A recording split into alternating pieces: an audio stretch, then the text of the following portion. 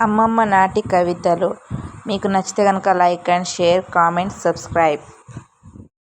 ఒకానొక ఊరిలో రామయ్య అనే రైతు ఉండేవాడు. అతనికి కొద్దిపాటి భూమి ఉండేది. చాలామంది రైతులు అప్పులు చేసి రకరకాల పంటలు చేసి నష్టపోయేవారు. కానీ రామయ్య మాత్రం తనకున్న కొద్దిపాటి భూమిని నమ్ముకుని కష్టపడి పని చేసేవాడు. ఆయన ఎప్పుడూ తొందరపడేవాడు కాదు. భూమిని బాగా దున్ని సరైన సమయంలో విత్తనాలు వేసేవాడు. ప్రకృతిని అర్థం చేసుకుని నీరు ఎప్పుడు అవసరమో అప్పుడే పట్టేవాడు. రసాయన ఎరువులు వాడకుండా సహజమైన పద్ధతిలోనే పంటను పండించేవాడు. కొంతమంది ఊరివాళ్ళు రామయ్యను చూసి నవ్వేవారు. చూడు, ఆ రామయ్య ఇంకా పాత పద్ధతిలోనే వ్యవసాయం చేస్తున్నాడు. అందుకే ఎప్పుడూ పేదవాడిగానే ఉంటాడు అని వెటకారంగా అనేవారు. కానీ రామయ్య వాళ్ళ మాటలను పట్టించుకునేవాడు కాదు. తన పని తను చేసుకుంటూ పోయేవాడు. ఒక సంవత్సరం వర్షాలు సరిగ్గా లేవు.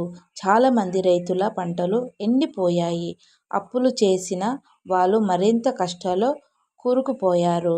కానీ రామయ్య మాత్రం తనకున్న కొద్దిపాటి నీటితో జాగ్రత్తగా పంటను కాపాడుకున్నాడు. ఆయన పండించిన పంట దిగుబడి తక్కువగా ఉన్నా ఆ సమయంలో అదే చాలా విలువైనదిగా మారింది. అప్పుడు ఊరి వాళ్ళందరూ రామయ్య దగ్గరకు వచ్చి సలహా అడిగారు.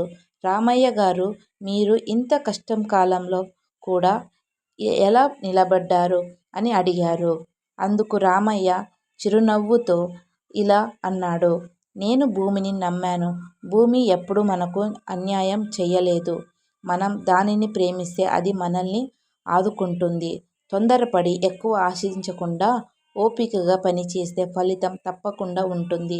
ఆ రోజు నుండి ఊరిలోని చాలామంది రైతులు రామయ్య మాటలు విని తమ వ్యవసాయ పద్ధతులను మార్చుకున్నారు. భూమిని నమ్ముకుని కష్టపడి పనిచేయడం మొదలుపెట్టారు.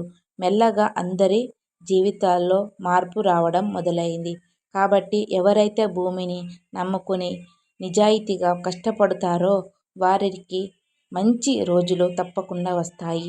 ప్రకృతి ఎప్పుడూ మనకు సహాయం చేస్తుంది. మనం దానిని గౌరవిస్తే చాలు. మీ అందరికీ ఈ కవిత నచ్చితే గనక అందరూ లైక్ చేసి, షేర్ చేసి, సబ్స్క్రైబ్ చేసుకోండి. ఐ లవ్ యూ అమ్మా నాన్న అనేసి కామెంట్ సెక్షన్లో కామెంట్ చేయండి. రైతు బాధని అర్థం చేసుకొని రైతు కష్టాన్ని అందరూ కూడా గౌరవించాలి.